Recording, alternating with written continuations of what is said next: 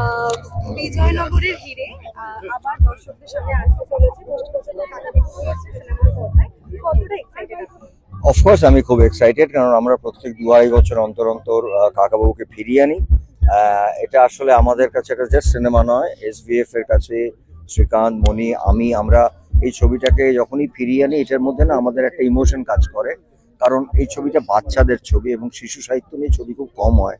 তাই জন্য কাকাবাবুর ছবিটা আমরা বলি বাচ্চাদের, কিন্তু আপনারা দেখবেন মানে দাদু, তার ছেলে মানে অল জেনারেশন যারা প্রত্যেকে কাকাবাবু পড়েছেন, এবং ম্যাক্সিমাম মানুষজন কাকাবাবু পড়া, এমন কোনো বাঙালি নেই যারা কাকাবাবু পড়েননি। তো কাকাবাবুর প্রতি একটা ভালোবাসা আছে, সেই জন্য আমরা খুব এটাকে মজা করে খুব খাটি আমরা এই ছবিগুলোর সাথে। কারণ প্রত্যেকটা ছবিরই একটা আলাদা আলাদা ব্যাকগ্রাউন্ড, একটা আলাদা আলাদা জার্নি, আলাদা আলাদা লোকেশন। কিন্তু আমরা যখনই ছবিটা শেষ করি, আমরা সবাই শিশুর মতন হয়ে যাই। এবং আমার কোথাও বারবার মনে হয় এই একটা এজ গ্রুপ যারা নিষ্পাপ ফুলের মতন।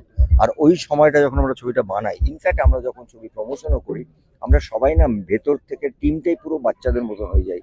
কারণ আমরা ছবিটাকে এনজয় করি, আমরা ছবিটাকে নিজেদের মতন করে জিনিসটাকে ভালোবাসি। আর লাস্টে আপনি দর্শকদের জন্য কি বলবেন? আমি অবশ্যই বলবো যে প্রত্যেকবারের মতন এবারেও একদম 23শে জানুয়ারি মানে সরস্বতী পুজোর দিন বাচ্চাদেরকে নিয়ে কাকাবাবু হলে এসে দেখবেন তারা। এবং আমি ভেরি শিওর যে বিজয়নগরের হিরে খুব ভালো লাগবে। কারণ আমাদের এই ছবির পরিচালক অবশ্যই চন্দ্রাশিস রায়, তিনি প্রথমবার কাকাবাবু করছেন, কিন্তু সৃজিত মুখার্জির আশীর্বাদ নিয়ে, ভালোবাসা নিয়ে। কারণ আমাদের সবার মনে হয়েছে যে আগামী আবার একটা প্রজন্মকে নিয়ে এই কাকাবাবু সিরিজটা করা উচিত। সো আমরা সবাই মিলে, মানে ইটস লাইক টিম ওয়ার্ক, আমি সবসময় বলি, এটা কারোর ইন্ডিভিজুয়াল নয়।